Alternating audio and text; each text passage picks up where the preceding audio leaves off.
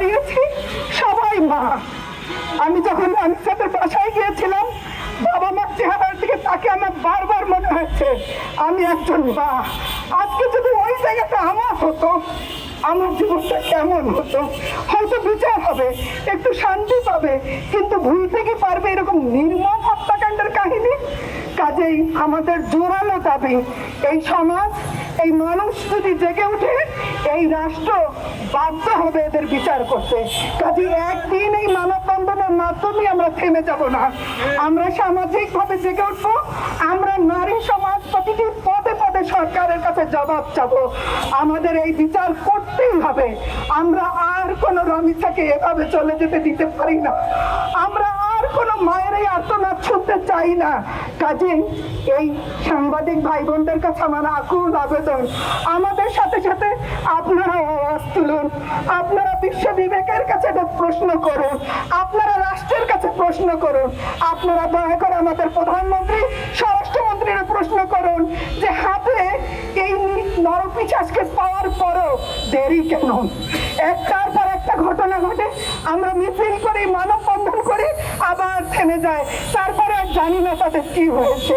কাজেই আমরা আপনাদের মাধ্যমে এই প্রধানমন্ত্রী, স্বরাষ্ট্রমন্ত্রীর কাছে দাবি করি, আর না, থামুন। ক্ষমতার মোহে বিবেককে মাটি দিবেন না। আজ হয়তো আপনি ভালো আছেন, আমি কাঁদছি রাস্তায়, কাজে আপনি কাঁদবেন না, তা তো বিগত ফ্যাসিস্ট সরকারের দেখে বোঝার কথা। কাজেই সময় থাকতে ফিরে আসুন, সময় থাকতে ঘুরে দাঁড়ান, প্রকৃত বিচার করেন। যেটা আমাদের এমপি সাহেব বলেছে, যেভাবে রামিসাকে হত্যা করেছে শোনা যায় না, ওই বর্ণনা শুনলে মানুষ সুস্থ থাকতে পারে না। আমরা ওই নরপিশাচের মৃত্যু ওভাবেই চাই।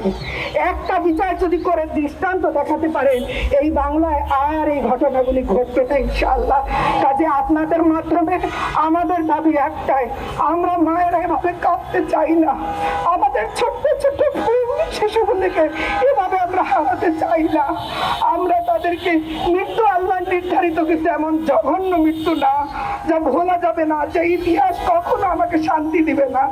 আমরা স্বরাষ্ট্রমন্ত্রীর কাছে আবারও দাবি করছি, সমাজের এই অবস্থা থেকে চোখ তুলে তাকান, আপনার কানটা খোলা রাখুন, শুনুন মানুষ কি বলে। রামিসার বাবার আহাজারিগুলি শুনে রাজনীতিবিদ হিসেবে আমাদের লজ্জা হয় যে আমরা কোন সমাজের নেতৃত্ব দিচ্ছি। আমরা বিচার দিতে পারি না বলেই তো আমাদেরকে অপমান করছে।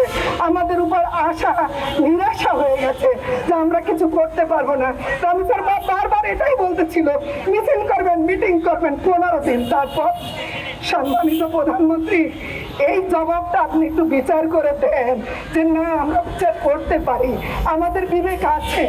এই জাতির বিবেক জাগ্রত করার দায়িত্ব আমার, আপনার, সবার।